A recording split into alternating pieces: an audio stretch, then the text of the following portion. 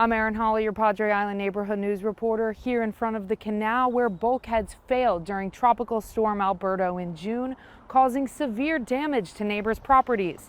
I sat down with the executive director of the Padre Isles Property Owners Association, who tells me the repairs are about halfway done. Angry. I mean, they're responsible for the bulkhead, but their bulkhead failure caused all my damage.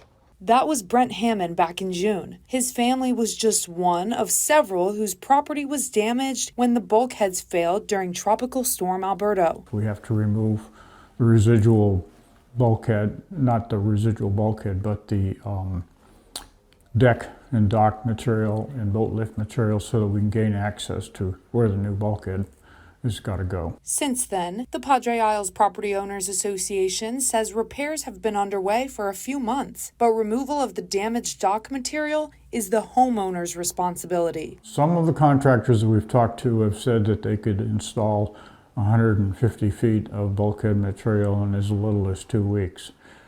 I'm not that optimistic. I think it's probably going to take between 2 weeks and a month probably. So far, a dam has been built under the Don Patricio Bridge to slow the flow of water into the canals. And we built an inner wall out of the 14-foot true line material that we had on hand.